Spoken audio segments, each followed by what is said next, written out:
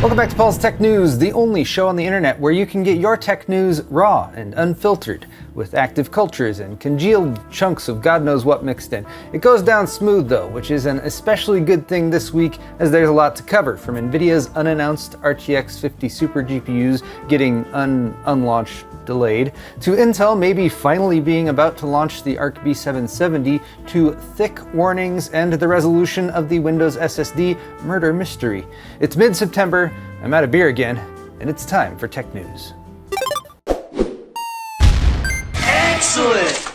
Today's video is brought to you by the Corsair Xeneon Edge 14.5-inch LCD touchscreen, a 2560 by 720 resolution 60Hz panel designed to attach to your monitor, mount to your PC case, or to be front and center in your setup with the detachable magnetic stand. Connection is easy via HDMI or USB-C with DisplayPort Alt mode support, and the 5-point touchscreen allows you to easily control what's displayed, whether that's system stats via Corsair's iQ software integration, app widgets, a live chat feed while streaming, or just some background music or video playback. Vertical and horizontal orientation are both supported, so for more on the Xeneon Edge touchscreen, click the sponsor link in the video description.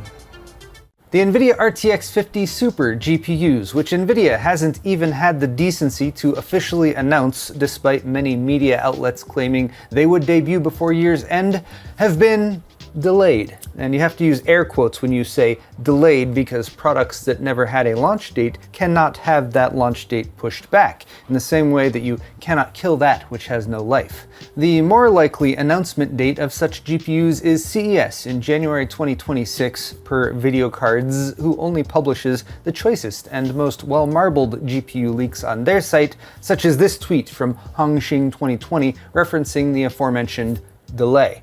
Nevertheless, NVIDIA's own website seems to be preparing for something, as on Friday it was noted that RTX 50 Founders Edition GPUs have apparently been removed from the NVIDIA store, with only the RTX 5070 remaining, which could indicate that production has stopped for the other Founders Edition cards in order to make way for the Super variants, which are currently rumored to be a 5070 Super 18GB and a 5070 Ti Super and 5080 Super 24GB, all basically upgraded with 3GB GDDR7 VRAM modules instead of 2GB. But why wait for theoretically rumored RTX 50 Supers with 18 or 24GB of VRAM when you could just theoretically pay $13,200 for a rumored RTX 5090 prototype with 128GB of VRAM. People already seem willing to pay that much for gold-plated 5090s, so one with quadruple the memory is at least a functional upgrade, probably most useful for AI and stuff. But the real question is, does this card actually exist? A mysterious post late last week from iLeakVN shared this screenshot from NVIDIA's system management interface, listing specs for a supposedly functional RTX 5090 with 122,880 megabytes, that's binary megabytes, of VRAM, which equates to 128GB, 4 times the 32GB allocation of a typical 5090.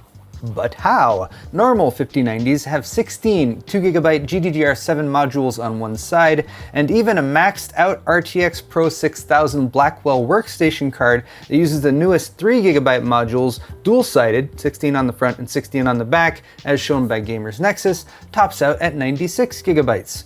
So per the leaker, this card uses prototype GDDR7X, presumably 4GB memory modules that haven't even been announced or hinted at by the three makers of such VRAM, SK Hynix, Samsung, or Micron. But there's supposed to be a super limited supply of these, and they're even selling somewhere for $13,200 each. It's an interesting concept given the recent influx of GPU mods of this kind, but no one would blame you if you called BS. Even VideoCardz said nope on this one. Let's talk about Intel next, with some hopeful news on the Arc GPU side of things.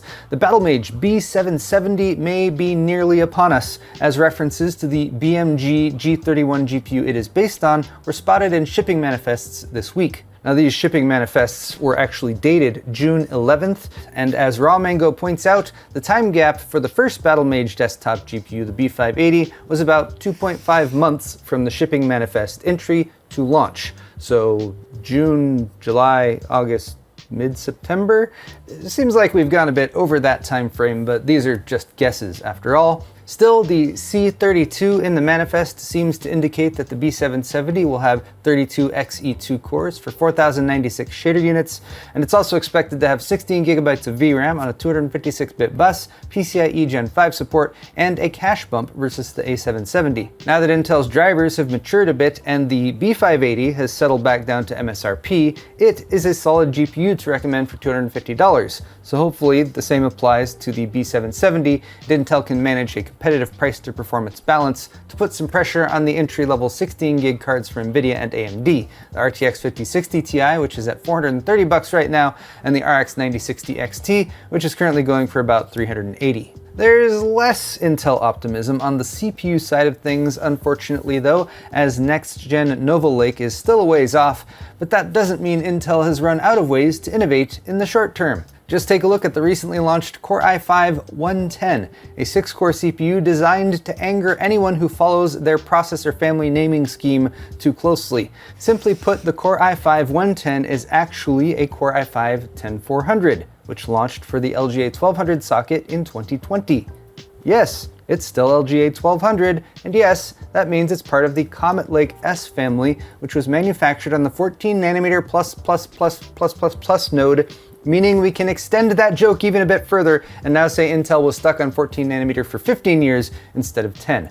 Intel also had the audacity to still charge pretty much the same price that the 10400 sold for, around $200, and then they named it i5-110, which uses the old, supposedly abandoned i5 nomenclature alongside Core 100 series branding that was only previously associated with mobile CPUs. And if that makes you shake your head while also being slightly amused at Intel's inept choices, thank you for being a part of this community where we can enjoy such observances.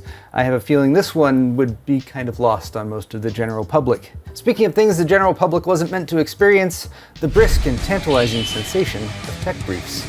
And FSR4 apparently, because to officially enable FSR4, you need a Radeon 9000 series GPU, and that's like 24 people or so per last week's Steam hardware survey. Still, AMD pushed a driver update Monday that allows any game with FSR 3.1 support to swap over to FSR4 mode via a toggle in the Adrenalin software, causing a group of people who number in the tens to say, "Oh, cool, I guess. What does that do again?" Better upscaling via machine learning, basically, so it's like downloading more FPS. And there are now 85 games that have true FSR4 support too.